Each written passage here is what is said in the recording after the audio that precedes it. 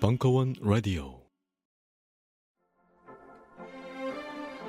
격렬한 런던의 풍경들, 쓰디쓴 리버풀의 눈물, 견고한 맨체스터의 추억, 우울한 베를린의 경기장, 강철 같은 민헨의 힘, 우아한 바르샤의 품격, 떨리는 라이프지히의 예술가들, 뒤틀리는 파리의 리듬.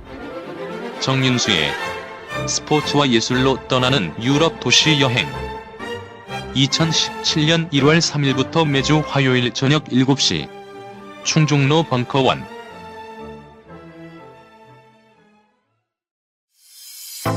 특별 편성. 참여정부 윤태영 전 대변인이 말하다. 대통령의 철학과 소신. 2017년 1월 21일 강연. 일부. 안녕하세요. 딴지일보 편집장을 맡고 있는 죽지않는 돌고래입니다. 네. 저는 오늘 사회까지는 아니고 대충 2부에서 잡담하는 역할을 맡았는데요. 오늘 강연은 참여정부 시절 윤태영 대변인님 그리고 제1부속실 실장님이 하실 겁니다. 근데 저도 이분을 어떻게 소개해드려야 될지는 잘 모르겠어요.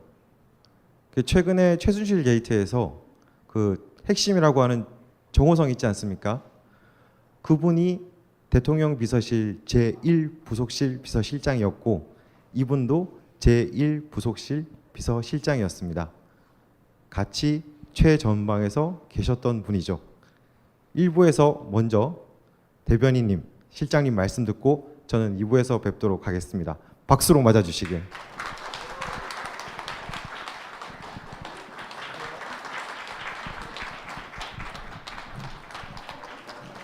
안녕하세요, 윤태영입니다. 반갑습니다. 토요일 오후에 이렇게 좋은 시간에 강연 들으러 와주셔서 고맙습니다. 이렇게 특별히 재미있는 거는 없을 것 같아요. 아마 재미를 기대하고 오셨으면 금방 일찍 가실 수도 있을 것 같은데 어쨌든 제가 원래 대통령의 말하기라는 책을 내서 작년 8월에 장사를 잘 했습니다. 그래서 9월, 10월 다 팔고 끝났는 줄 알았는데 느닷없이 최순실 사태가 생기면서 저 대통령의 글쓰기라고 우리 강원국 씨가 낸 책하고 제 책이 덩달아서, 물론 강원국 씨 책하고 저하고는 비교가 안 될 정도로 이렇게 차이가 큰데 책을 또 많이 팔았습니다. 그래서 말하기를 주로 강연을 하면 우리 노무현 대통령의 말하기를 주로 얘기하고 다녔는데 오늘 여기 주최 측에서 철학과 소신을 얘기해 달라고 그래서 이게 저한테는 굉장히 어려운, 저 사실 철학을 잘 모르거든요. 좀 학교 때 공부한 것도 별로 없고 딱 강의 철학 들어가는 거 한 번 들은 적은 있는 것 같아요. 근데 어쨌든 우리 노 대통령님의 철학과 소신을 중심, 이게 아마 이 제목을 갖게 된 게 얼마 전에 박근혜 대통령이 기자들하고 만나서 아마 이 얘기를 했던 것 같아요. 철학과 소신. 그래서 갑자기 이 주최 측에서 철학과 소신으로 해달라 이런 것 같습니다. 노 대통령의 철학과 소신으로 주로 위주로 강의를 하겠습니다. 제가 대통령이 말하기라는 책을 냈다고 해서 굉장히 말을 잘할 것으로 생각하시면 곤란합니다. 저는 제가 말을 잘하는 게 아니고 노 대통령이 말을 잘하는 사람이고요. 그래서 노 대통령이 말하는 걸 요거는 좋다, 요건 재미있다 하는 것을 뽑아가지고 책을 낸 겁니다. 그래서 대통령의 말하기, 그러니까 노무현 대통령의 말하기인 거죠. 대신 제가 제 이름으로 쓴 책도 있어요. 윤태영의 글쓰기라고. 제가 원래 옆에서 이제 글을 많이 쓰는 사람이었는데 글쓰기 책은 잘 안 팔렸어요. 역시 제 이름으로 쓴 거는 아무도 쳐다봐 주지 않아서 역시 대통령님의 노하우, 노무현 대통령을 이름을 내걸었을 때 많이 팔렸습니다. 어쨌든 부족하지만 대통령의 철학과 소신이라는 주제로 강연을 짧게 해드리겠습니다. 제 소개를 좀 해드리면요. 우리 죽지 않는 돌고래님이 잠깐 소개를 해주시긴 하셨지만 항상 제가 어디 강연 갈 때마다 제가 소개를 합니다. 이게 한 30분 정도 제 자랑을 할 수도 있습니다. 이게 지금 얼마 전까지만 해도 이 이 PPT 화면을 제 딸이 이런 걸 전공을 했어요. 그래서 강연 갈 때가 우리 딸이 다 만들어주고 했는데 한 달 전에 취직을 해가지고 이제 제가 해야 돼요. 그래서 뭐 색깔이나 이 글자체나 이런 게 굉장히 좀 투박, 그 전까지 굉장히 멋있었는데 이게 도저히 안 되더라고요. 그래서 요제 경력입니다. 처음에 국회의원 보좌관으로 들어와서 의원실에서 글을 쓰는 일들. 제가 88년에 처음 국회에 들어왔을 때만 해도 정치가 막 바뀌던 시절이었어요. 옛날 정치에서 요즘 정치로, 그러니까 이 그냥 따라다니는 정치, 그 소위 그쪽 동네 말로 가방못지들이 많던 시절에서 제가 딱 들어갔는데 이제 문학 청년이라는 소리를 들었어요.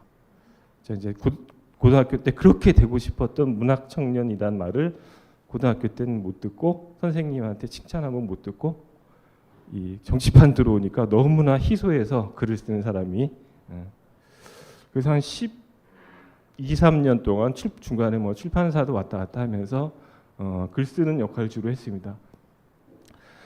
정치권에서 이 글 쓰거나 기자들 상대하는 일이 굉장히 파워가 세요.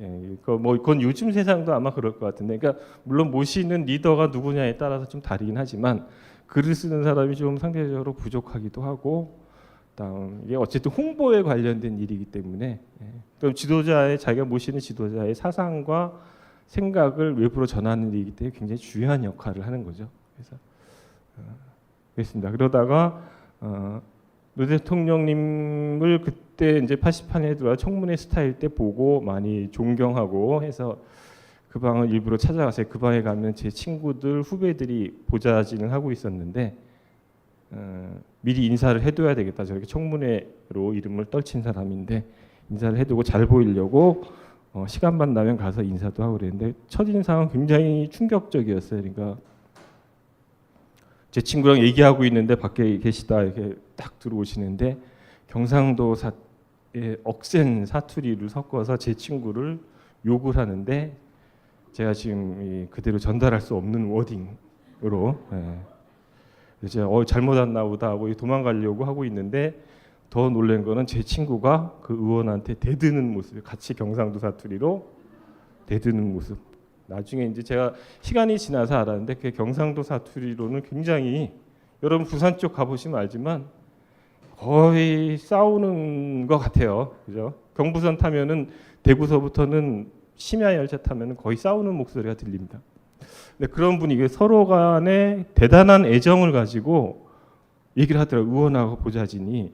이게 그때만 해도 국회가 막 바뀌기 시작할 때였는데 다른 의원실에서는 전혀 상상할 수 없는 분위기예요. 그게. 왜냐하면 저만 해도 제가 모시던 의원님이 등청하신다고 전화가 오면은 쭈르르 계단 내려가서 기다리고 있다가 차 오면은 문 열어드리고 오시면 뒤쫓아 올라가고 항상 양복 입고 단정히 메고 있고 이렇게 해야 되는 거였는데 그 방은 전혀 그런 분위기가 다 이런 차림도 일하기 좋은 간편복으로 입으면서 너무 분위기 좋게 얘기를 하다. 의원하고 보좌진이 동지예요, 동지 말하자면. 얼마나 제가 그 방에 갖고 싶었겠어요. 그 방은 대신 지금은 이게 정치자금법 위반으로 되는데 그 방은 4, 5, 6, 7, 9급 비서의 월급을 다 모아서 숫자를 더 써가지고 다 똑같이 쪼개서 쓰는 거예요. 그러니까 그 방에 가고 싶었어요. 그래서 제가 그때 들어갈 때가 5급 비서관이었는데 글로 가게 되면 월급이 더 적어질 수도 있지만 그 분위기가 이런 게 좋아서 가고 싶어 했죠. 근데 그 방 사람들은 절대로 안 그만둘 리가 있겠습니까? 절대로 안 그만둬요. 그래서 기다리기를 10몇 년을 기다린 거예요. 바깥에서. 한번 언제 한번 같이 일할 수 있는 기회가 있을까 했는데 저는 다른 의원실을 전전하다가 이제 이게 2000년에 저 부산에서 4번째 출마하셨다가 떨어졌을 때 이제 노사모도 생기고 해양수산부 장관 갔다 오신 다음에 저는 그때 정치 그만하실 거라고 생각했어요. 이제 부산에서 4번이나 떨어졌는데 무슨 대한민국의 대통령을 해 선거에 지기만 하는 사람이 그래서 이제 그만하실 거라고 생각했는데 들어오라고 저 지금 안희정 지사가 이제 저한테 와서 형 같이 그렇게 원하던 일을 같이 할 수 있는 계기가 됐으니까 들어오라고 해서 들어갔습니다. 들어가면서 제 각오가 1년 반, 그때 1년 반쯤 남았을 때였어요. 그래서 1년 반 열심히 내가 제일 존경했던 정치인을 선거를 도와드리고 정치권을 떠나야지라고 생각했어요. 제가 그때나 지금이나 착해요, 제가. 그래서 보통 이렇게 저는 이제 정치인의 캐릭터를 굉장히 어그레시브해야 공격적이고 좀 적극적이어야 된다고 생각을 해요. 그게 이제 자신을 지지하거나 뽑아준 유권자들한테 잘하는 일이에요. 그러니까 때로는 남의 말을도 막 가로채서 탁 자기 주장을 확실히 필 수 있어야지 자기를 지지하는 사람에 대한 보답이거든. 저는 그런 캐릭터가 이렇게 양보하고 뒤로 빠지고 하는 캐릭터보다 훨씬 정치인에게는 맞는 캐릭터다라고 생각을 했어요. 근데 저는 그런 게 좀 부족하다고 생각을 하고 있던 차라서 끝나면 이제 딴 데 밖에 나가서 40대 초반인데 딴 거 해야지, 인생의 새로운 거를 모색할 마지막 기회일 거야 하고 들어갔는데, 그렇게 마음 먹은 이유는 안 될 거라고 생각을 했어요. 네, 들어갈 때 제가 노무현 후보가 대통령이 될 거라는 생각은 꿈에도 생각을 못했어요. 예, 정말 그때는 야당 야당 후보도 대세론이었고, 그죠? 이해창 후보, 여당에서도 이인재 후보가 대세론이라서 이게 거의 뒤집어질 거라고는 상상조차 못했어요. 게다가 우리 노무현 후보는 뭐 이렇게 주변에 의원들도 하나도 없었어요. 오죽하면 캠프에 의원이 하나도 없어서 의원 한 명 있다고 소개한 게 부천의 시의원 하는 김만수 의원을 이제 의원이라고 소개하기도 했어요. 그 정도로. 어쨌든 들어가서 홍보팀과 글을 쓰기를 했습니다. 네, 처음 들어간 날, 저희 10년 동안 이 국회에서는 그래도 꽤 유명했어요. 그래도 글 잘 쓴다고 칭찬도 많이 받고, 이 정치권에 있으면 글을 쓰는 게 굉장히 여러 종류를 많이 써야 돼요. 왜냐하면 이 제일 먼저 쓰는 게 한 석줄로 남 욕하는 거, 아주 핵심만 추려서 이 나쁜 놈 뭐 하고 이제 끝에 가서 앞으로의 일은 전부 다 네 책임이다. 저기 끝나는 얘기하는 스타일이 있어요. 예? 그거 몇 줄 딱 쓰는 그런 성명서부터 시작해서 기자회견문, 정책질의 이런 거 쭉 쓰는데, 때로는 수필도 쓰고 그래야 돼요. 수필을 뭐 이렇게 동문회지에서 기고해 달라고 오거든요. 그러면 그런 것도 써야 되니까, 그걸 뭐 수필 들어왔다고 난 뭐 글 쓰는 사람이 못 써 이럴 수는 없잖아요. 그것도 쓸 줄 알아야 돼서 이제 탁 가서 저 시집도 뒤져서 내 고향 7월은 청포도가 익어가는 계절로 시작하는 수필도 쭉 쓰고, 끝에 가서 이제 하얀 모시 소원을 준비해 두겠습니다 이렇게 끝나는 여운을 남기는 그런 수필도 써야 돼요. 그래서 또 노하우가 하나 있어요. 제가 단연간 한 10년간 이제 한 노하우는, 저는 절대로 글은 미리 써놓고 결제는 하루 전날 받는다. 마감 하루 전날. 때로는 오시는 의원님이 어디 지방 가실 일이 있으면 공항에 가서 결제 맞는다. 공항이나 서울역 가서. 그러면 이제 대충 통과가 많이 돼요. 한두 개만 고치거나. 이 습관이 있어서 여기 딱 들어와서 처음 받은 과제가 수필 같은 거 하나랑 다른 거 정확히 기억 안 나는데 그 두 개를 쓰는 거였습니다. 그래서 장관님 시절이었던 것 같은데 캠프 사무실에 오셨을 때 이제 원고 두 개를 딱 들이밀었죠. 내일 결제해야 되니까 오늘 오신 김에 결제해주고 가시라고 그랬더니 한 위로 석줄을 딱 읽은 다음에 원고를 덮어버리시더라고요. 그러면 하신 말씀이, 이거는 자네 글이지 내 글이 아니세. 왜 내 이름으로 나가는 글에 왜 자네 생각만 적어놨냐 해가지고 비토를 놓으셨어요. 그래서 깜짝 놀랐죠. 그러니까 제가 그렇게 다른 의원님들 모실 때 그런 적을 당해본 적이 한 번도 없어요. 그리고 나서는 대책 없이 가버리시더라고요. 나가버리셨어요. 그래서 제가 줄줄 쫓아나가면서 그럼 어떻게 해야 됩니까 하고 그랬더니, 이때만 해도 이제 매주 말 저 청원에 이제 민주당의 연수원이 있었는데 거기 가서 강연을 하셨어요. 당원들 대상으로. 그 강연의 녹취를 풀어서 그걸로 글을 만들려고 그러시더라고요. 그래서 밤새 그걸 풀어가지고 다음 날 두 편을 만들어가지고 드렸더니 오케이. 딱 해결이 됐어요. 그래서 절대 남의 표현은 쓰지 않나. 그래서 이때부터 시작해서 제가 우리 노 대통령님 모시고 하여튼 재임 중에는 제가 연설문 쓰지 않고 재임 중에 우리 더 잘 쓰는 저 강원국 비서관이 글 썼는데 이제 제가 나중에 돌아가시기 전까지 뭐 봉화에서나 이렇게 계속 모실 때까지 제 글이 바뀌었어요. 저는 이제 학생운동 출신이라서 글을 한번 쓰면은 확 서두도 길고 저 아침을 묘사하면 저 붉고 검은 산 위로 붉은 태양이 떠오르면 뭐 가슴이 터지고 뭐 이런 그런 거 써다가 우리 노 대통령님 모시고 나서는 아침이 밝았습니다. 이렇게. 근데 나중에 생각하니까 이런 문장이 또 나름대로 매력이 있어요. 근데 어쨌든 남의 글과 생각을 전달하는 역할을 하게 될 때는 자기의 수사나 자기의 비유나 이런 것들을 다 빼버리고 이제 담백한 문장이 되더라고요. 그래도 까다로우세요. 그래서 주요한 연설문이 후보 시절에 주요한 연설문을 써야 될 계기가 생기면은 다른 사람들한테 막 밀었어요. 그 이제 민주당에 와 있는 분들 중에 기자 출신들이거든요.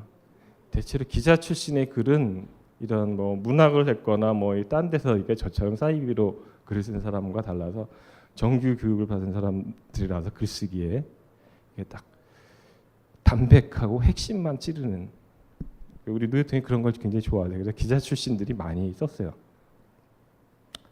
했는데 그렇게 했던 뭐 우여곡절 끝에 당선이 되셨는데 딱 청와대를 들어가게 됐습니다. 근데 저한테 딱 주어진 일이 연설 담당 비서관을 해라. 그래도 자네가 제일 많이 알고 있으니까.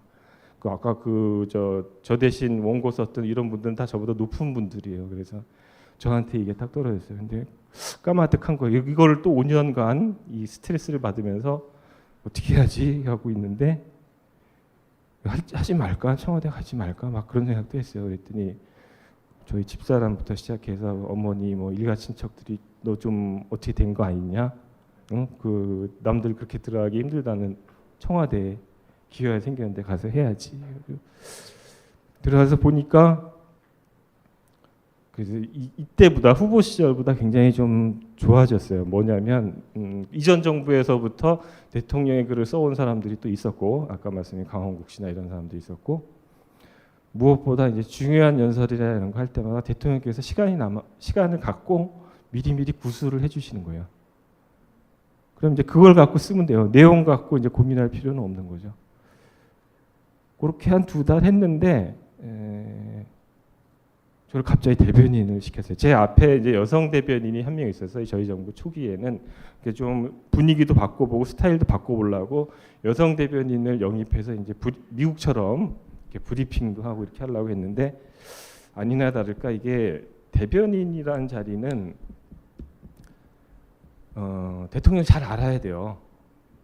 대통령 잘 모르는 사람이 대변인을 하면은 이게 질문에 그러니까 대통령을 한 100개를 알고 대답을 해야 10개를 잘할 수 있는데 한 대통령에 대해서 한 6, 7개밖에 모르는 사람이 나와서 답변을 하게 되면 이제 후들들 떨리기도 하고 오버하기도 하고 막 그러는데 그래서 실수가 좀 있어가지고 저가 일찍 대변인을 교체를 했습니다. 근데 느닷없이 저를 대변인 시키신 거예요. 그러니까 제가 무슨 촌철살인이 뛰어난 사람도 아니고 제가 그때나 지금이나 술도 잘 못 먹어서 뭐 기자들하고 이렇게 매일 저녁 술을 먹고 그런 사람도 아닌데 대체로 대변인 술이 세서 기자들이 보다 먼저 취하면 안 돼요.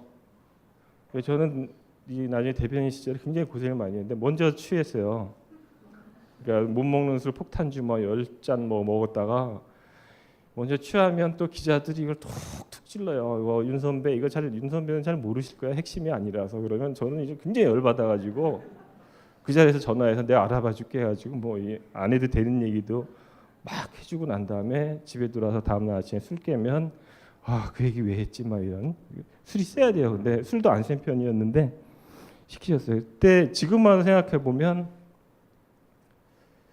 우리 노 대통령님은 멋 부리는 대변인보다 그죠? 화려하고 말 잘하고 뭐 이런 잘생긴 대변인보다 그러니까 저처럼 이렇게 당신 말을 정확히 잘 전달해 주기만 할 수 있는 사람 이걸 원하셨던 것 같아요.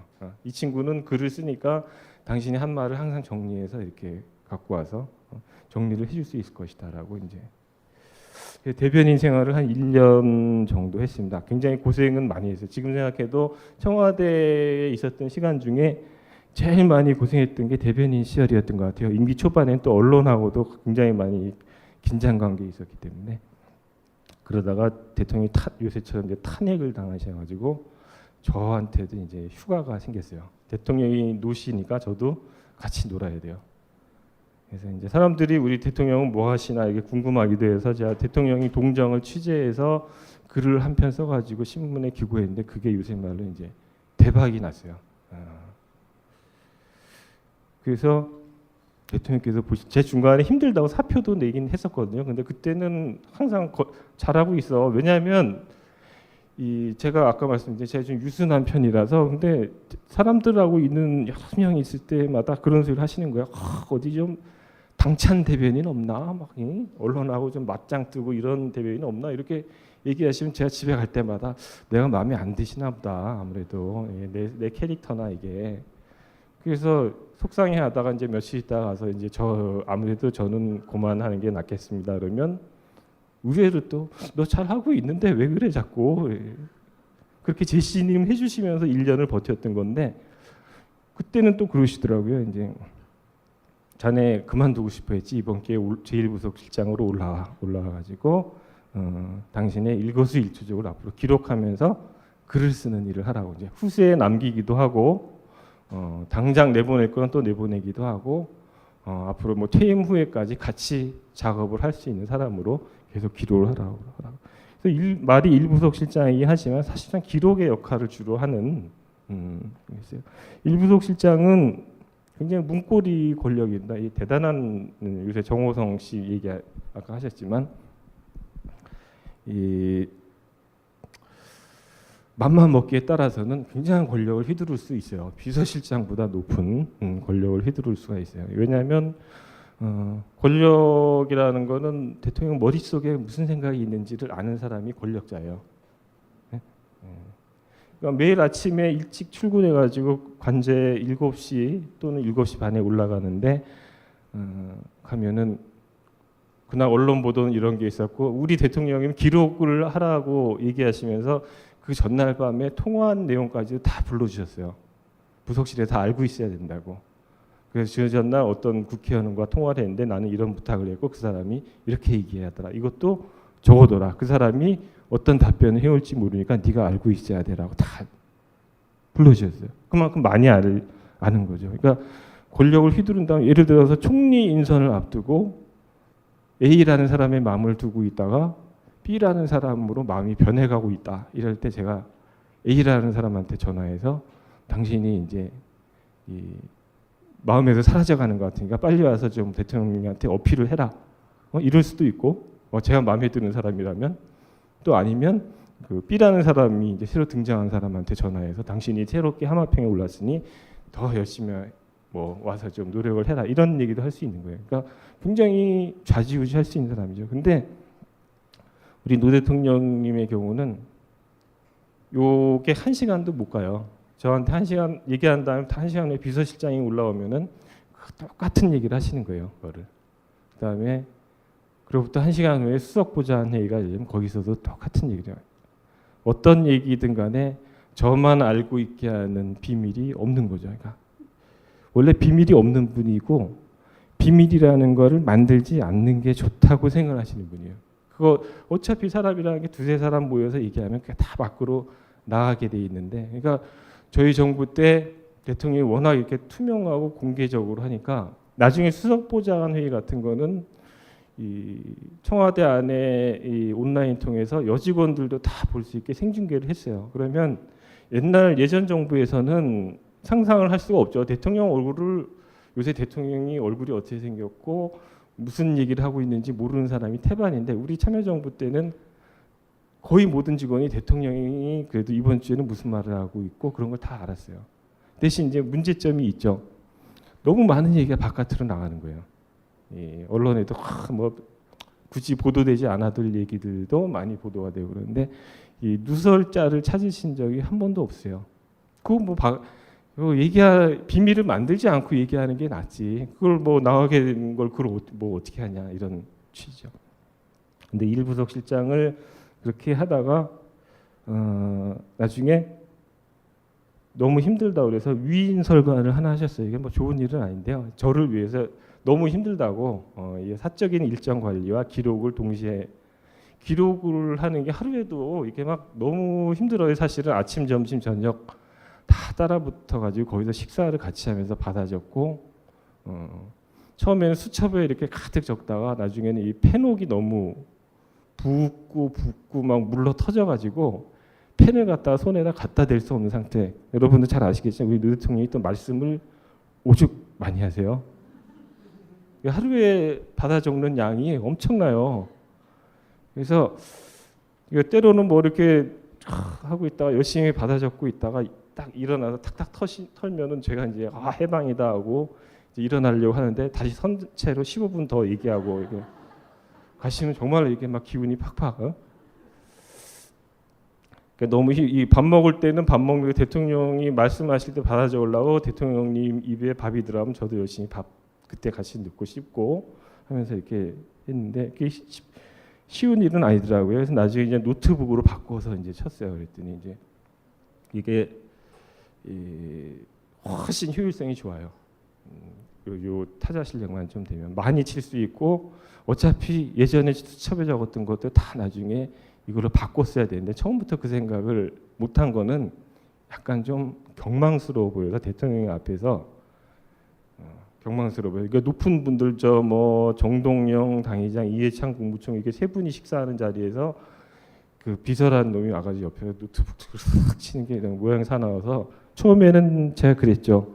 저 밥 먹기도 불편하고 그러니까 제가 밥 따로 먹을 테니까 뒤로 자리 하나만 빼놓고 있어 거기서 한 다음에 밥은 따로 먹겠습니다라고 했는데 그러지 말라고. 우리 노 대통령님은 의원 시절에도 수행비서를 옆에 태우고 다니셨어요. 앞자리에 안 태워. 앞자리에 그러니까 정치인들이랑 이 사람들 수행비서를 하면은 앞만 보고 다니는 거예요. 그러니까 뒤에서 부르는 목소리에 네 하고 대답하고 고개 돌리기도 엄청 힘들어요. 그다음에 식사하러 가시면은 차에 앉은 채로 식당 출입구만을 보면서 언제 나오시나 이렇게 기다리는 생활을 해야 돼요. 그다음에 그 좁은 공간에서 전화 연결해드리는 역할들 이런 거 굉장히 이게 보통 힘든 일이 아닌데 그러니까 앞을 비워두고 차라리 옆에 같이 다니면서 같이 얘기하고 어디 가서 저 정책 설명을 들으면 수행비서까지 같이 데리고 들어가서 제 비서입니다. 같이 듣겠습니다 해가지고 의사도 똑같은 자리. 저녁에 술집 가도 똑같은 수행비서까지 데리고 들어갔어요. 그래서 같이 앉아서 밥을 먹고 그랬죠. 그러다 보니까 그런 데서 제가 따로 뒤에 의자 빼놓고 따로 일하겠습니다라고 했더니 그런 게 통하지 않는 거예요. 그래서 항상 그렇게 높은 사람들하고 옆에 앉아 이렇게 쳤는데 나중에 노트북 들고 나타나니까 굉장히 칭찬을 하셨어요. 너 참 업무 혁신을 했다. 예. 그러니까 타닥타닥 치고 뭐 이런 소리에 뭐 별로 그거를 어색하거나 뭐 불경적으로 생각하지 않으시는 거예요. 근데 어쨌든 그 일이 힘들어서 나중에 이 연설기획비서관을 따로 분리시켰습니다. 그래서 일부속실장 딴 사람이 하고 제가 일로 나왔는데 이거 만들 때 우리 대통령님이 직함을 지어줬었어요. 말과 글 비서관으로 하자. 근데 제가 거절했어요. 너무 폼이 없다고. 좀 한문투의 말로 좀 했으면 좋겠다 해서 연설기획비서관으로 해서 이렇게 됐는데 지금만 생각하면은 말과 글 비서관처럼 정확한 직책명이 없었던 것 같아요. 그러니까 폼 잡을 일이 아니에요. 이거는 기자들이 엄청 많이 물어봤어요. 도대체 뭐 하는 사람이냐고. 말과 글 비서관 했으면 다 뻔했는데, 그죠? 여기까지 제 자랑이었고 뒤에 조금 더 남아 있습니다. 이건 이제 제가 대통령이 가까이 모셨다는 증거로 제 말의 신빙성을 높이기 위해서 이게 아마 2007년 1월 9일이면은 이게 아마 개헌 제안 발표하려고 담화문 준비하시던 날이었던 것 같아요.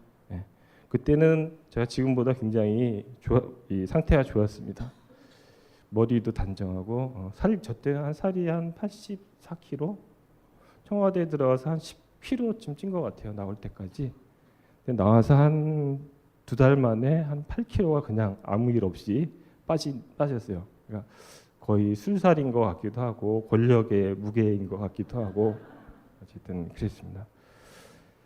그러니까 이거 얼마 전까지만 강연할 때는 이제 다른 김경수 의원도 등장하고 뭐 이런 거 썼는데 보니까 다른 사람들은 다 잘 돼 있더라고요. 의원도 되고 그래서 이제 사진을 바꿔서 저만 나와 있는 걸로 이제 바꿨습니다. 그러니까 옆에서 이렇게 그러니까 대통령님의 생각을 기록하는 일을 했습니다. 그래서 차례는 이미 제 소개로 반을 써먹었기 때문에 짧게 하겠습니다. 소신, 철학, 노무현 대통령의 철학과 소신. 이 소신은 좋은 거니까 제가 여번아 좀 도와줘로 노 대통령 정치인 시절에 쓴 자서전이 하나 있어요. 거기 보면은 제가 그때 출판사 편집장을 하고 있어 그 책 작업을 했어요. 절반을 제가 굿을 받아 썼어요. 그러니까 절반은 작가가 썼고 다른 기자 작가가 썼고 제가 이제 절반을 썼는데 정치권 얘기를 하면서 이제 국회의원이 그때 어떤 새로 당선된 분이 자전거로 이제 출근하는 세레모니 뭐라고 그러죠? 이제 그런 걸 했는데 인기가 굉장히 좋았어요. 언론에서. 산뜻하다. 정말 신선하다. 국회를 자전거로 출퇴근하면 고급 승용차 안 타고. 근데 그거에 대해서 이제 책을 만드시면서 직격탄을 날리시는 거예요. 저 사람은 오래가지 못한다. 3개월 후면은 저 못하는 일에 우리나라 국회에서 자전거로 출퇴근하는 일 자체가 불가능하다. 근데 왜 저걸 왜 아무도 안 말리냐? 내가 말려야지 하고 책에다 막 쓰시는 거예요. 제가 빼자고 빼시죠 그랬는데 결국은 넣었어요. 그러니까 이 당시 상황에 유행되거나 뭐 여론에 저항하는 그런 것도 전혀 주저하지 않으신 거죠. 이 후보 시절에 했던 얘기인데 이게 기회주의자는 지도자로 모실 수 없다. 이것 때문에 엄청난 판문을 일으켰어요. 이게 뭐냐면 이제 청와대 비서실장 하던 당시 김대중 정부에서 김중권 실장이 이제 민정당 출신이었는데 이분이 이제 와서 대권 주자로 출마하려고 할 때 그분을 이제 이렇게 표현하면서 지도자로 모실 수 없다. 타협의 대상은 될 수 있지만 지도자로 모실 수 없다. 그러니까 현직 대통령 비서실장을 또 그렇게 표현하니까 엄청난 파장을 불러일으켰죠. 비슷한 시기에 기자들하고 밥 먹으면서 언론과의 전쟁도 불사해야 된다. 이게 다 이 파란을 일으킨 겁니다.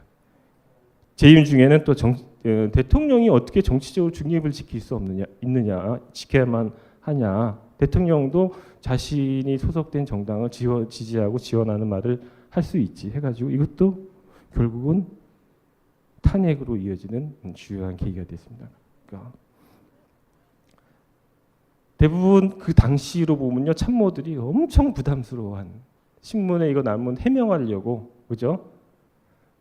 이거 어떻게 또 사고야 하면서 뭐 해명하려고 하고 막 그러는데 이게 지나고 나서 보면은 노무현 대통령이 어떤 사람인가를 보여주는 뚜렷한 궤적, 노 대통령을 얘기할 때 잘 등장하는 사례들입니다. 그러니까 그 사람을 보여주는 장면들입니다. 이게 그러니까 소신이라는 게 그 당시에는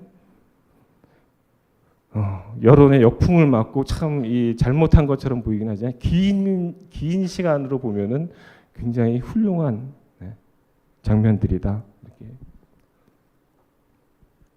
제가 이제 대선 캠프에서도 일해보고 이렇게 하면은 사람들이 주자들이 굉장히 훌륭한 주자가 나왔는데 그 캠프에서 이제 참모 회의를 하면서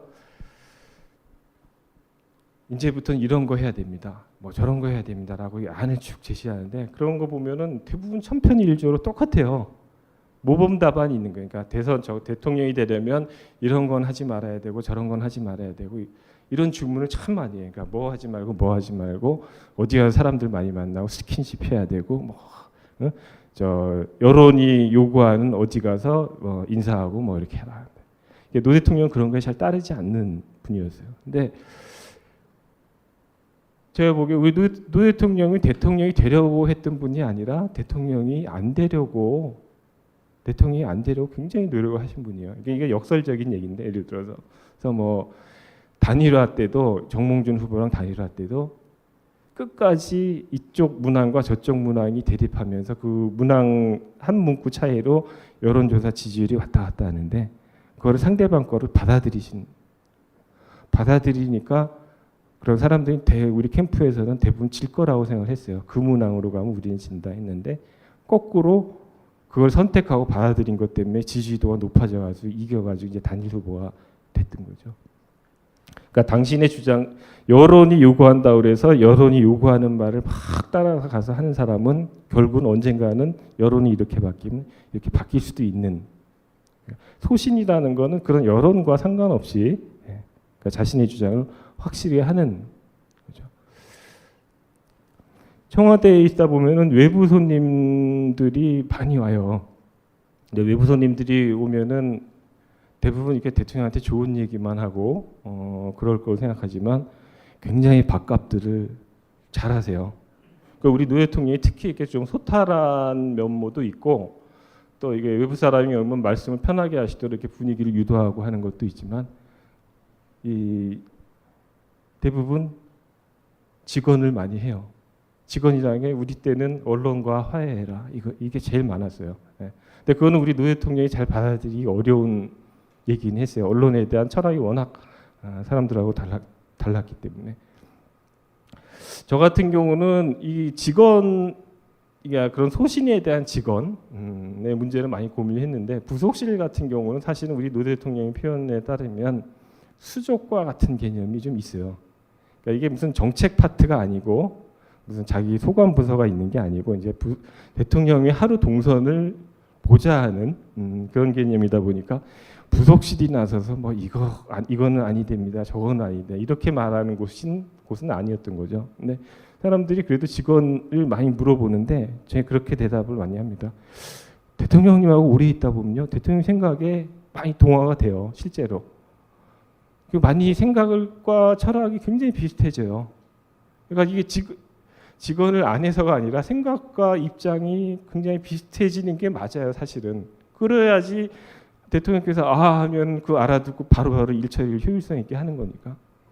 그러니까 실제로 우리 노 대통령 시절만 해도 인터넷이 이제 많이 발달되고 우리 노 대통령도 열심히 인터넷 서핑을 하면서 많은 얘기를 저작거리의 의견들을 많이 인터넷을 통해서 많이 들었어요.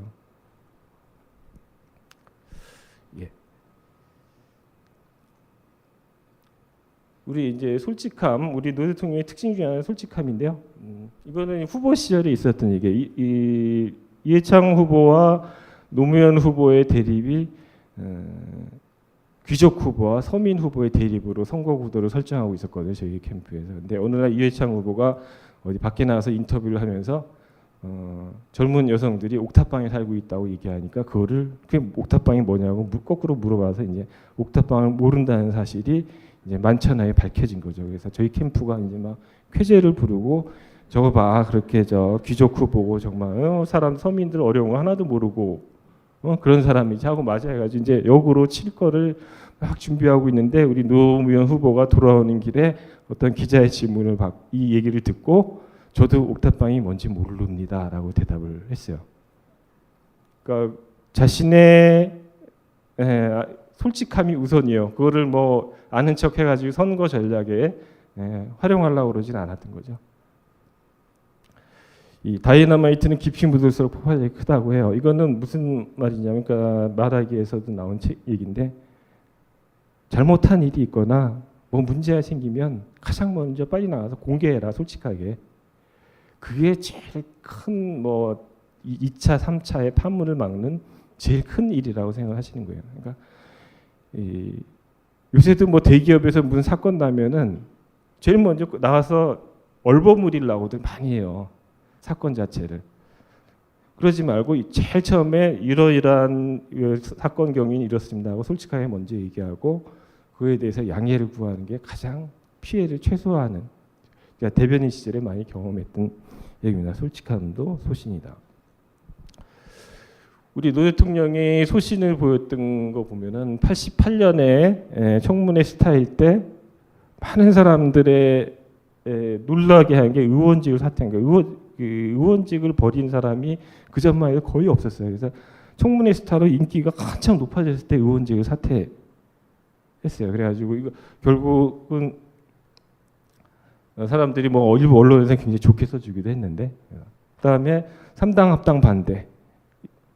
그다음 97년에 김대중 총재 불가론이 워낙 많은 때였어요. 근데 이 제3지대에 남아있던 이 이제 노무현 의원과 몇몇 그룹이 마지막 정치적 선택을 할 때 대부분이 한나라당 이해창 후보 쪽으로 갔는데 노 대통령만은 일루 선택을 해서 왔어요. 그러니까 그 다음에 그렇게 와서 종로에 다시 출마해서 종로에서 국회의원이 됐다가 그게 영 찝찝하고 마음이 부산을 버린 것 같아서 다시 부산으로 돌아가는 결단을 내립니다. 아까 얘기했던 기회주의 발언, 언론과의 전쟁, 검찰 독립, 그다음 재임 중에 대전쟁, 한미 FTA 개헌쟁 이런 것들이 노 대통령의 소신을 보여주는 대목들입니다. 이게 어떻게 보면 이런 소신들이 노 대통령의 역사를 말해주고 있는 거라고 생각합니다. 다음에 대통령은요. 노 대통령이 그런 얘기를 하시는 대통령이 모든 지식을 다 알 수는 없어요. 경제 정보 뭐 그다음 돌아가는 통계 이런 거 다 알 수는 그걸 대부분 이제 관료들이 보고에 의지해야 되는데 노 대통령께서 하신 말씀은 세상을 보는 눈, 이 정책이 과연 누구를 위한 정책인지를 판단할 수 있는 정도의 능력을 가지면 된다. 그 모든 경제 지식을 다 알 수는 없지만 이게 누구를 위한 정책이고 누구를 이롭게 하는 것인지를 판단할 수 있어야 된다. 그건 결국 세계관의 세상을 보는 눈입니다. 그러니까 단순한 지식이나 정보와는 다른 것이고요. 무엇보다 통찰력과 판단력인데요. 우리 노 대통령이 책을 이렇게 좋아하셔가지고 책을 엄청 많이 보시죠. 책으로 모든 거를 이제 원리를 파악하려고 하는데, 그러니까 역사와의 대화도 하고.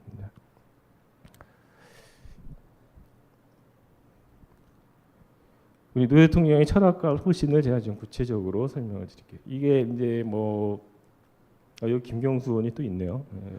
없앨라고 그랬더니 이제 봉화에 놀러 찾아온 이제 학생들한테 이렇게 인사를 이렇게 꾸벅 절하는 장면이 꽤 많아요.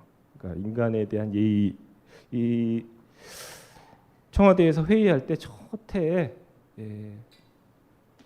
회의하러 걸어오시면서 인사를 꾸벅 하세요. 회의장을 해서 향해서. 그러면 그 텔레비에 나오면 그렇게 어색할 수가 없어요. 대통령이 고개를 숙이는 장면이. 사람들이 하지 말라고, 대통령은 그렇게 고개를 숙이는 게 아니다라고 해서 했더니 이분이 고치시는 게 아니고 할까 말까 이렇게 엉거주춤한, 오히려 더 이상한. 그러니까 당신은 그 버릇을 못 버리는 거예요. 사람에 대해서 인사를 하는 거를 대통령이 됐다고 해서 이게. 그 퇴임 후에도 어디 가서 보면은 이게 뭐 행사장에 가서 하면은 어른들하고, 당신보다 나이 드신 어른들하고 밥을 먹는데 밥이 나오면 당신 앞에 제일 먼저 갖다 놓으면 막 당황해하시는 거예요. 그때도 왜 어른들이 있는데 자신한테 먼저 밥이 오는지 이거에 대해서 아직 익숙하지 않으신 거예요. 그러니까 인간에 대한 예의가 있습니다. 이 바람이 불면 통장서 돈을 번다는 얘기가 있죠. 이게 이제 제가 이제 대학교 다닐 때 읽었던 책에 있는 얘기인데요. 이게 철학 에세이라고 아주 많이 팔린 책에 있는 얘기입니다. 저게 이제 왜 그런지 거기에 설명이 나와 있습니다. 바람이 불면, 이제 일본 속담이래요. 바람이 불면 막 모래가 날려서 사람 눈에 모래가 들어가서 눈이 이제 실명이 된다. 그래서 실명이 된 사람들은 먹고 살기 위해서 일본 말로 이제 산미센이라는 악기를 틀고 이제 거의 길거리에서 이제 연주하면서 이제 돈을 버는데, 그 산미센이라는 악기에 이제 몸통을 감싸고 있는 게 고양이 가죽이랍니다. 그래서 그 고양이 가죽의 수요가 이제 많아지는 거죠. 그래서 고양이 가죽 수요가 많아지면 고양이가 없어지면서 쥐들이 늘어나서 쥐들이 통을 갉아먹기 때문에 통이 자꾸 없어져서 이렇게 이제 바람이 불면 통장수가 돈을 번다. 이게 세상 모든 사물은 다 연관돼, 저 멀리 있는 일이지만 자기와 연관이 돼 있다라고 생각하는 이제 철학을 얘기하는 이게 우리 노 대통령이 저녁 9시 뉴스를 보고 메모를 꼭 합니다. 매일매일. 그러니까 저녁 7시에 손님이 오시면은 9시까지만 보고 웬만하면 9시에 돌려보내세요. 그다음에 부속실 직원도 가라고. 그리고 나서 9시 뉴스를 처음부터까지 거의 다 메모를 하시는 거예요. 그게 대통령과 상관이 없는 일이 없어요. 국제적인 뉴스도 그렇고 저 멀리 지방 뉴스도 그렇고 거의 대통령이 다 관심을 가지면 달라질 수도 있는 일이고 그렇습니다. 그러니까 남의 일, 먼 일이라고 생각을 안 하시는 거예요. 이게 아침에 되면요. 그 밤새 생각한 메모지들이 그러니까 낮에는 참모들이나 저 같은 사람이 옆에 있으니까 수시로 이 질문을 하고 알아보라고 지시를 하는데 구두 지시를 하는데 밤에는 사람이 없으니까 그 메모지가 아침에 제가 올라갔을 때 보면은 여기서도 2장, 여기서도 2장, 뒤에서도 또 다 꼬깃꼬깃 접힌 메모지가 7, 8장씩 나옵니다. 그렇게 하루 종일 이제 체크를 하시는 거죠. 근데 세상 일에 관심이 없는 대통령도 있습니다. 요새는. 남의 일처럼 이거는 이제 대통령이 낮아지는 모습이라고 생각하는데 우리 노 대통령님은 진보라는 거는 옛날에 왕이 누리던 거를 이제 보통 사람들이 같이 나눠 갖는 거라고 나눠서 향유하는 거라고 생각하는데 이게 이전 정부만 해도 잘 보기 어려웠던 모습인데요. 이게 이제 다방 커피예요.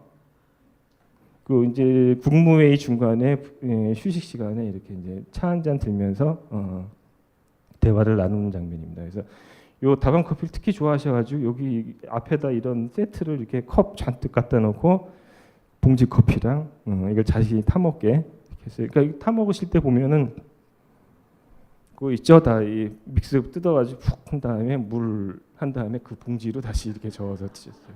네. 그러니까 그거를 뭐 어색하게 생각하지 않으시고 주변에서도 그거를 뭐라고 하지도 않고. 그러니까 예전에 제가 뭐 다른 정치인 모실 때만 해도 담배를 피면요 비서가 옆에 있는 비서의 제일 큰 일이 뭐겠습니까? 누가 먼저 라이터 불 탁 갖다 대는 거예요. 네? 우리 노 대통령 불 붙여드린 적 한 번도 없어요. 다 장신이 라이터 꺼내서 붙여지. 그러니까 다 할 수 있는 일인데, 그죠?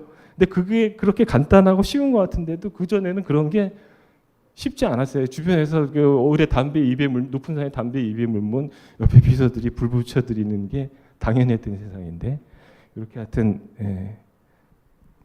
대통령이 내려오면서 사람과 똑같아지는 게 이제 우리 대통령의 철학이죠. 시간이 없기 때문에 빨리빨리 넘어가겠습니다. 이게 요새 이제 잘 나가는 분이세요, 이분은.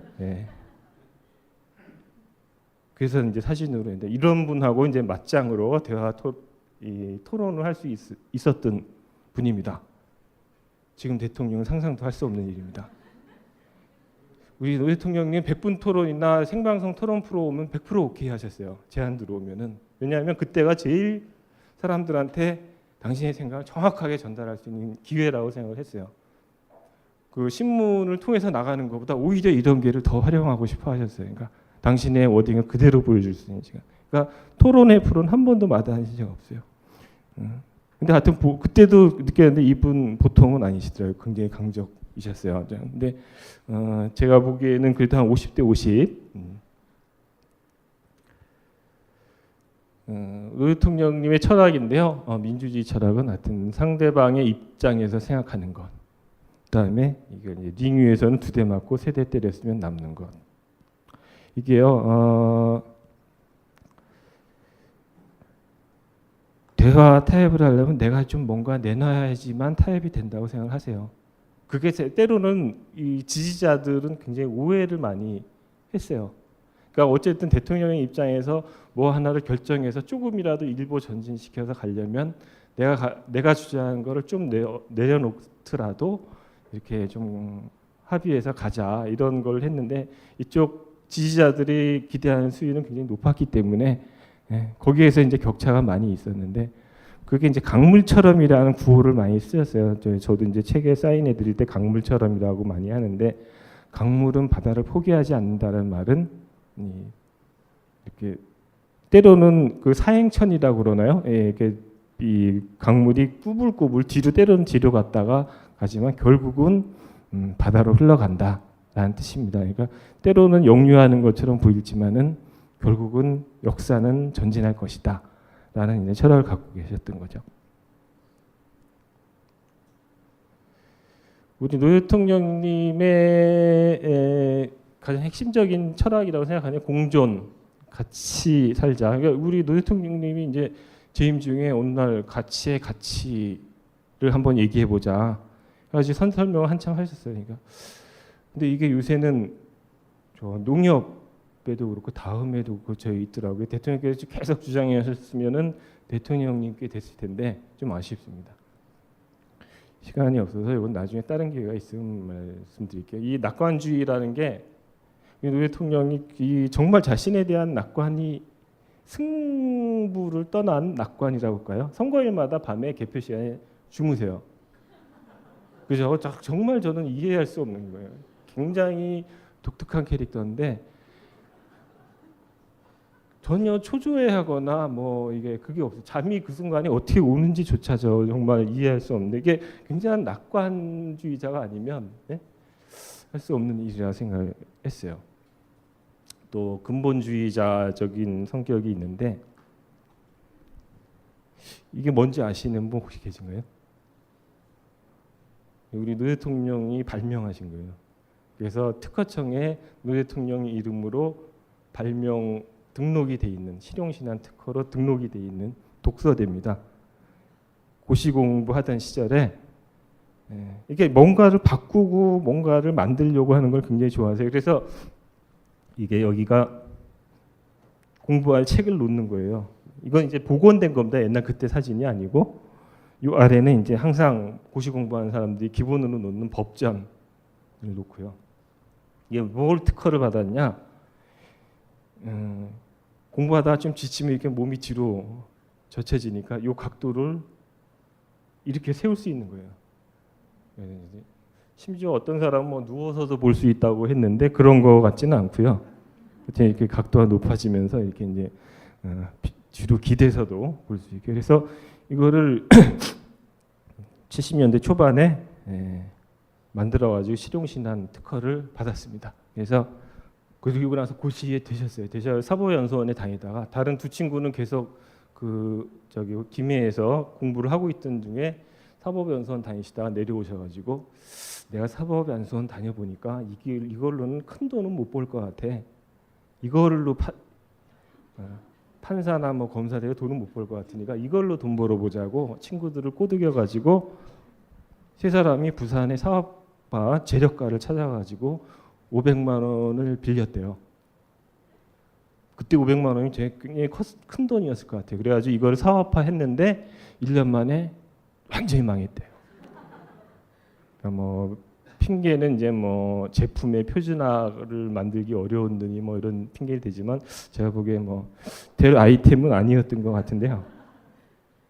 그리고 나서가 더 웃겨요. 그래서 우리 대통령의 제안으로 3명이 다시 그 사람을 찾아가지고 이 선택지를 제시하는 거예요. 1번 500만 원을 다시 투자해 주실 것.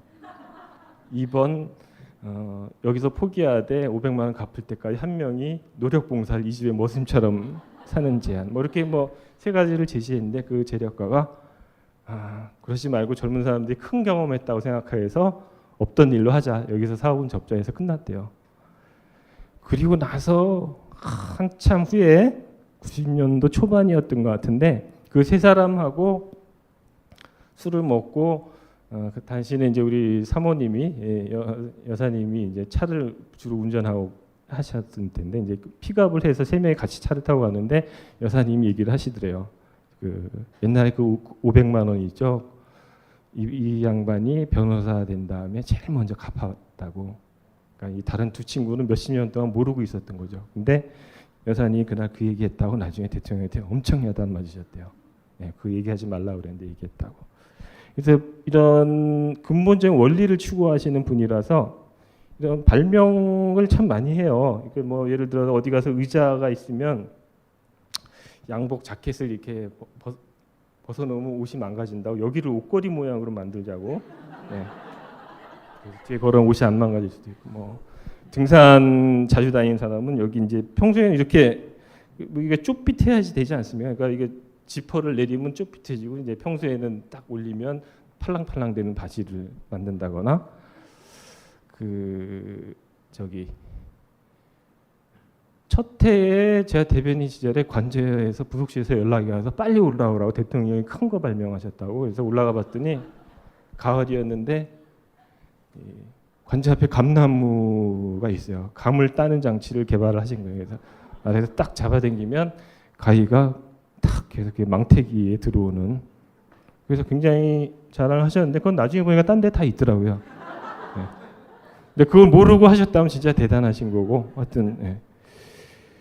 그러다 보니까 무슨 인명관리 프로그램, 뭐 NLL 사건 나왔을 때 많이 나왔잖아요. 이지원 프로그램이라는 것도 대통령님이 발명한 걸로 등록이 돼 있어요. 그러니까 그거 개발하는데 한 10년이 걸리신 거죠. 근데 저는 그거 회의할 때는 정말 한 번도 안 들어갔어요. 들어가고 싶지 않아요. 너무 어렵고 복잡하고 뭐 이 경우의 수에 따라서 뭐 이렇게 쭉 내려가는 그런 논리적인 그런 걸 해야 되는데 저는 그런 거에 딱 취미가 없어가지고 한두 번 들어간 다음에 안 들어갔는데 거기 그 회의에 전부 배석한 사람이 김경수 의원이거든요. 그렇게 하여튼 그때부터 알아봤어요. 잘 될 거라고. 네, 저는 근본주의자적인 성격이 있습니다. 그래서 이게요. 그러다 보니까 통 큰 디테일이요. 제가 예전에 이제 기록이라는 책을 할 때 한번 써낸 적도 있는데 2002년 선거 때 제일 많이 돈이 들어가는 광고가 TV 광고예요. 제작도 많이 들고 TV 시간을 사는데도 돈이 제일 많이 드는데 한 7, 8편의 광고를 하는 동안 하나도 타치를 안 했어요. 내용에 대해서. 그죠?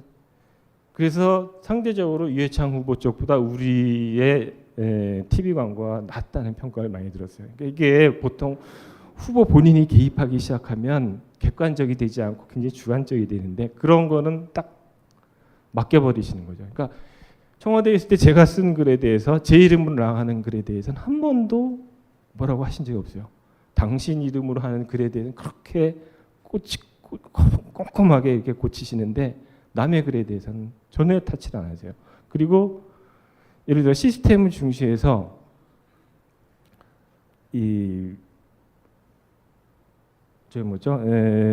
인사추천위원회라는 걸 만들었어요. 처음부터. 그래서 비서실장이 인사추천위원장이고 민정수석은 이제 인사수석이 추천을 계속하고 사람을 찾아다가 민정수석은 그 올라온 사람 이름에 뭐 문제가 없나 계속 나쁜 것만 찾아내는 거예요. 그래서 이렇게 몇몇 사람이 모여서 회의를 해가지고 공기업이나 뭐 대통령이 임명할 수 있는 자리들을 다 해서 1순위, 2순위를 올리면 거의 재임 중에 한 95%에서 96% 정도는 다 그거에 따라서 하셨어요. 대신 이제 시스템을 만들 때까지는 엄청나게 잔소리를 해요. 근데 딱 만들어지고 나서는 일체 노타치 하는 거예요. 그래서 식당에 가면은 우리 참모들이라는 사람이 어른이 가서 딱 앉으면 그 주변에 안 앉으려고 그래요. 아무리 이제 친해도 저기 한두 명 저쪽에 한 명 앉고 그러면 그걸 못 참고 이제 잔소리 여기 와서 앉아. 순서대로 1인 4명 한 테이블. 왜냐하면 그래야 서빙하는 사람이 딱딱 맞게 서빙할 수 있는데 여기 저기 하는 그 잔소리가 굉장히 심하시죠. 근데 이제 그러다 보니까 그런지 몰라도 사람 이름은 참 기억을 못하세요. 이게 정치인에서 굉장히 큰 약점이기도 한데 한 번 본 사람을 당해봤을 때 막 봤다고 악수하고 인사도 해야 되는데 그러시는 걸 거의 못 봤어요. 그러니까 머릿속에 딴 원리나 이런 거에 집중하시다 보니까 사람 이름은 정말로 이름이라고 생각하시는 것 같아요. 사람의 실체가 중요하지. 그러니까 그 후보 시절은 기자들 만날 때 가면은 저나 다른 사람들이 이 배치표를 써드렸어요. 이름, 여기에는 누구 앉고 여기 누구 앉고 이름. 근데 기자들이 뭐 그러나요? 우리 참모들처럼 말을 안 듣고 지 마음대로 따로따로 앉으면 이게 다 이름하고 저희 바뀌어가지고 이 기자 보고 김 기자님 막 그러고 뭐 여러 번 그러셨어요. 어쨌든 시스템적 사고가 굉장히 중요한 이 철학을 차지하고 있는. 그다음에 이제 말과 글이 나오는데 이게 이제 봉화에 내려가셔서 이제 방문객들이 사저 앞을 찾아와서 이제 대화를 나누는 장면입니다. 처음에는 이거 하려고 내려가셨던 게 아니에요.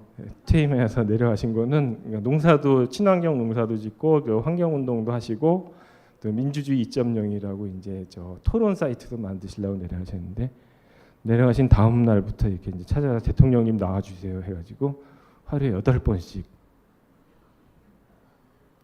나와서 한 번에 30분씩 얘기하고 이렇게 들어갔어요.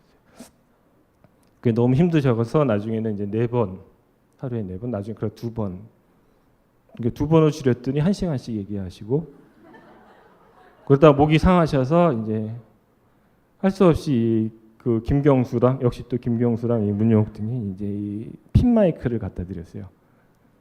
그랬더니 다시 1시간씩 얘기하시고 편해지니까. 예. 근데 이 방문객 인사가 3월 달부터 나중에 그 사건 저 박연차 사건 때 형님이 구속되는 11월 말까지 계속됐는데 3월 달부터 11월 달까지를 보면요. 내용이 업그레이드 되는 거예요. 끊임없이 발전하는 거예요. 뭘 하시냐면 이거 하신 다음에 집에 들어가서 참모들 불러놓고 오늘 내가 한 말 중에 뭐가 좋았지 뭐가 나빴지를 하시는 거예요. 그렇게 연구를 하시는 거예요. 이게 그 말 잘하는 사람은 괜히 생기는 게 아니에요. 그러니까 우리 저 인터넷에 떠돌아다니는 대통령 후보 수라 연설이라고 600년 기회주의 역사를 청산해야 됩니다라고 외치신 장면이 있습니다. 이게 수라 연설이 아니고 대권도전 선언 연설이었는데 그게 어느 날 갑자기 툭 그렇게 잘하신 게 아니고 아까 말씀드린 대로 민주당 연수원에 가서 매 주말마다 하신 얘기가 그날 1년 반 동안 축적돼서 집대성돼서 그날 하신 거예요. 그러니까 명연설이 될 수밖에 없죠. 이 1년 동안 이 내용들이 진화하는 걸 보면요. 얼마나 연구하고 사람들을 설득하기 위해서 아까 제가 말씀드렸듯이 아침에 저를 만난 다음에 비서실장을 만나고 수석보좌관들을 만나는 과정에서 나쁜 얘기들은 다시 빼고 좋은 얘기들은 다시 추가를 하면서 사람을 설득하는 얘기들을 계속 추가로 업데이트를 하는 거죠. 끊임없이 바꿔나가는 거예요. 말과 글이 세상을 바꾼다고 생각하셨어요. 그래서 뭐 제가 쓴 기록이란 책에 보면 있지만 그런 고민을 김대중파와 리영이파 중에 누가 세상을 더 바꾸는데 크게 기여할까 이런 의문을 던지시는 있는데 김대중파라는 건 이제 말씀을 세상을 바꾸는 건 어쨌든 말과 글이라고 생각을 하는 거죠. 말은 김대중 대통령, 글은 당신이 이제 변호인 인권 변호사로 변신하던 과정에 배경이 된 게 이영희 교수의 이제 전환 시대의 논리나 이런 책들이었으니까 당신이 끝까지 추구하신 거는 글로 글을 잘 쓰는 사람이 되고 싶어 하셨어요. 그래서 집거하신 후에는 저도 이제 불러내리셔서 책 쓰자고 하셨고 그 2009년 1월에 서울에서 많은 손님들이 왔을 때 그 자리에서 하신 새해 덕담이 제가 올해는 반드시 글을 쓰겠습니다. 책으로 일가를 이루겠습니다라고 했는데 이제 꿈은 이루지 못하신 셈이 됐죠. 그래서 어쨌든 글 말도 중요하지만 글로 소통을 하려고 굉장히 애를 썼습니다.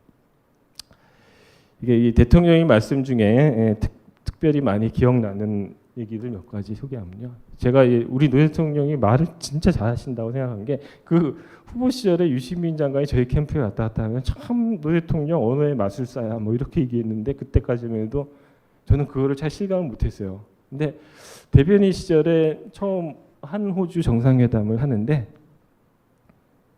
이러시는 거예요. 그 우리 때 정상회담을 하면은 30분을 하면은 15분은 북핵 얘기하고요.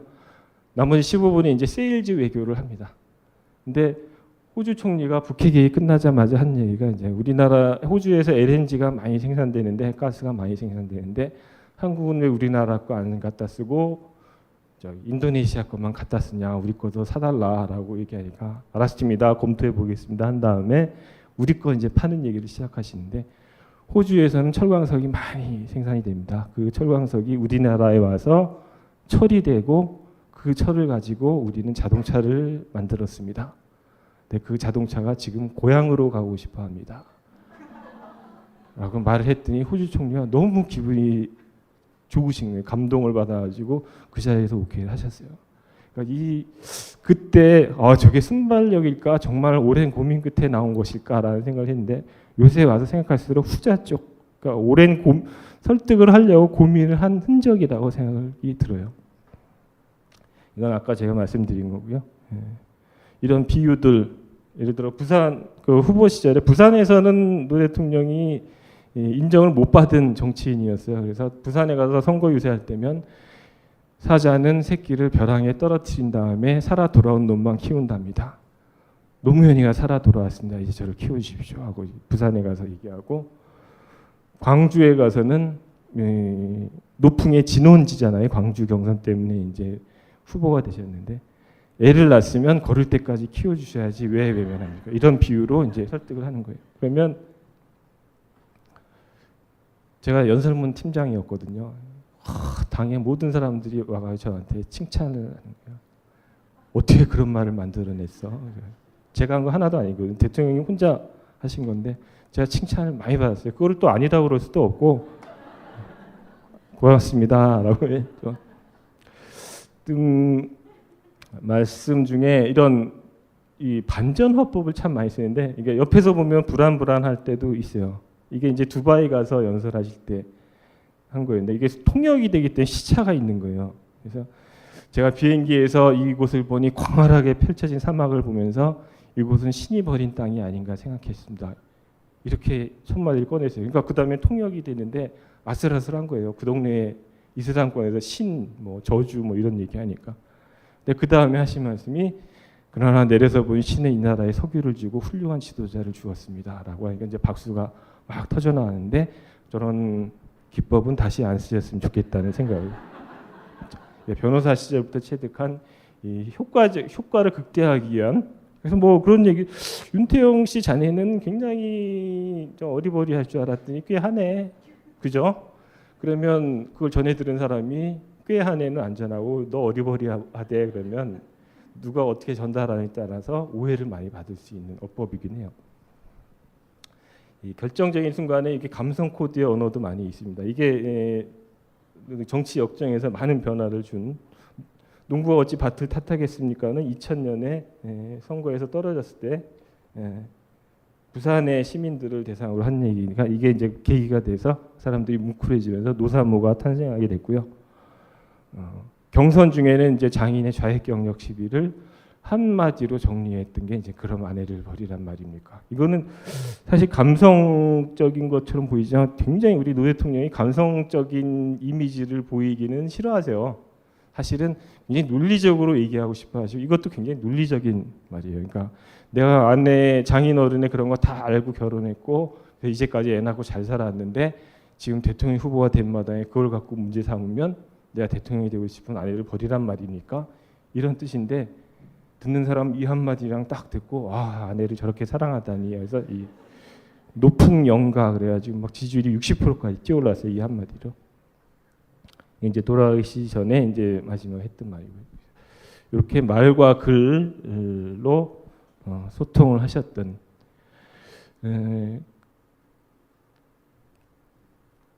권력, 우리 노 대통령이 될 무렵에는 시대 정신이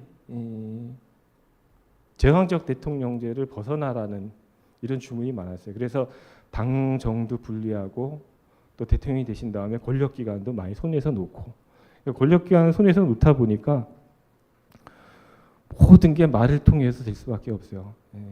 자신이 공약했던 정책을 집행하기 위해서도 국민도 설득해야 되고 야당도 설득해야 되고 때로는 자신이 데리고 있는 참모들도 설득해야 되고, 그게 거의 모두가 말이었어요. 그게 검찰이나 뭐 국정원이나 이런 걸 손에 쥐고 있으면 굳이 말을 안 하고 침묵으로 해도 될 상황이었을 텐데 어쨌든 그걸 다 말로 설명해야 되는. 그러니까 대통령, 제왕적 대통령이라고 요새도 이제 말을 많이 하지만 그 권력을 내려놓은 대통령이 실제로 행사할 수 있는 권한은 인사권 말고 특별한 게 없어요. 그래서 인사권도 임기의 절반이 지나가면은 거의 사람들이 이제 기대를 안 하게 되죠. 그러니까 그런 상황에서 어쨌든 말과 글을 통해서 세상을 바꾸려는 노력들을 해오셨던 거고요. 또 퇴임 후까지 그걸 마지막 순간까지 붙잡고 계셨던 거라고 생각을 합니다. 그러니까 이렇게 우리 노 대통령님의 철학과 소신을 소개하는 걸로 너무 많이 오버를 했는데요. 죄송합니다. 예, 마치겠습니다. 안녕하세요. 용산에서 가장 믿음 가는 조립 PC 전문 업체 컴스테이션의 이경식입니다. 당장이라도 사용하고 있는 컴퓨터를 들어다 던지고 싶을 때, 그럴 때를 대비해 저희 컴스테이션이 용산 선인상가 21동 1층 130호에서 기다리고 있습니다. IT 강국에 걸맞게 믿을만한 조립 PC, 컴스테이션이 신뢰를 바탕으로 그 기회를 제공해드리겠습니다. 궁금하신 점은 문의 주십시오. 011-892-5568번입니다. 우주 최강의 만족스러운 서비스를 제공해드리는 저희 컴스테이션이 늘 기다리고 있겠습니다. 딴지스에게 F1 같은 존재, 컴스테이션은 조용한 형제들과 함께합니다.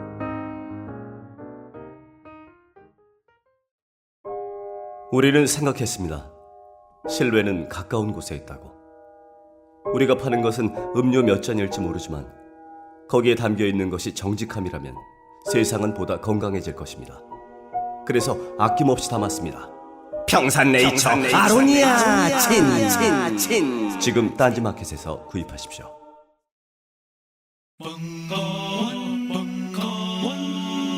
벙커원 라디오